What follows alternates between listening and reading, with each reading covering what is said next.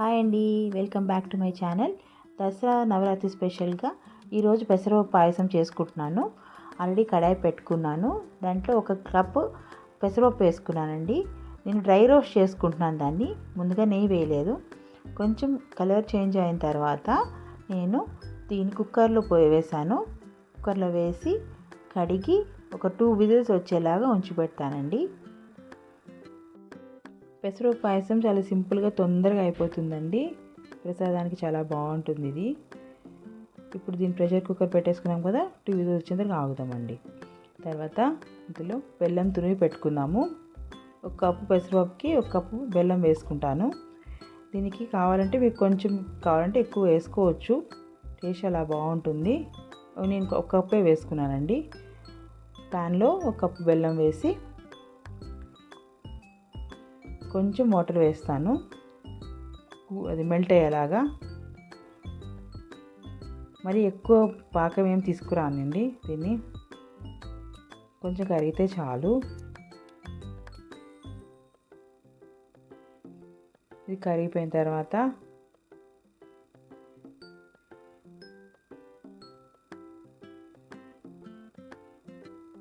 ఇది కరిగిపోయిందండి మొత్తం బెల్లం అంతాను.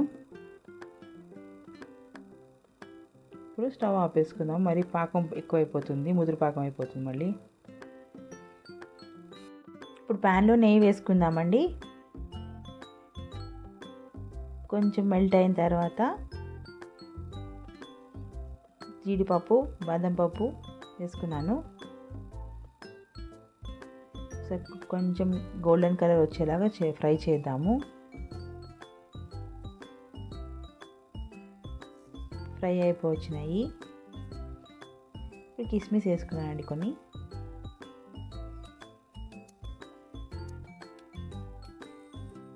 కిస్మిస్ కూడా ఫ్రై అయిపోయిన తర్వాత నేను కొంచెం కొబ్బరి వేస్తానండి పైన.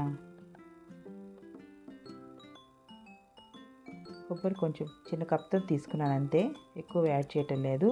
తురిగి పెట్టుకున్నాను ముందుగానే. నెయ్యిలోనే కొంచెం వేగనిస్తాను.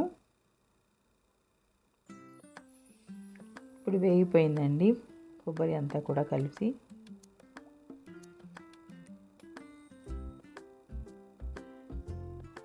దీంట్లో కొంచెం ఇలాచీ పొడి వేసుకున్నాను, ఇది కూడా కలిపేద్దాము.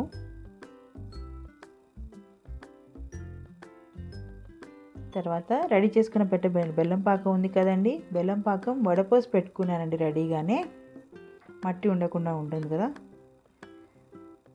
ఇప్పుడు కలిపేస్తాను.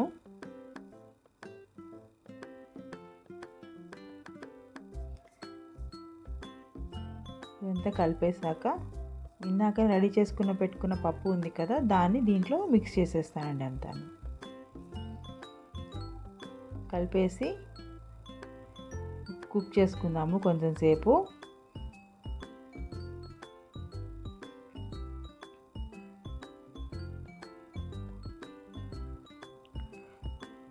చాలా తొందరగా రెడీ అయిపోతుందండి ఈ పెసరపప్పు పాయసం.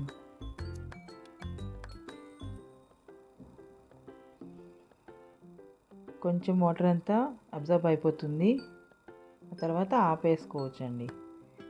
ఇంకా కుక్ అవ్వాలి, కొంచెం నీరు తగ్గేంత వరకు ఉంచి పెడదాం.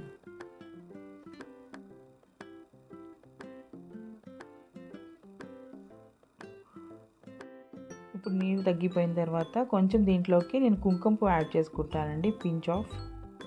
దాన్ని ఒక 1 స్పూన్ ఆఫ్ మిల్క్లో కలిపి బాగా కలిపి నేను పాయసంలో వేస్తానండి.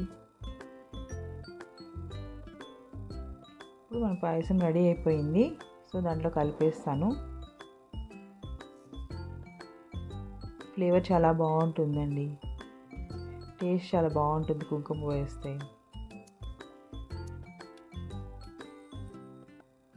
ఇది ఉడికేటప్పుడు కొంచెం పలుచగా అనిపించినా కూడా కొంచెం చల్లారిన తర్వాత దగ్గర పడిపోతుందండి మొత్తం అంతాను. పెసరపప్పు పాయసం రెడీ అయిపోయిందండి. ఇప్పుడు ఈ నైవేద్యాన్ని విడిగా తీసేసుకుంటున్నానండి. మీరు కూడా ఇంట్లో ట్రై చేసి ఎలా కుదిరిందో నా కామెంట్ రూపంలో తప్పకుండా చెప్పండి.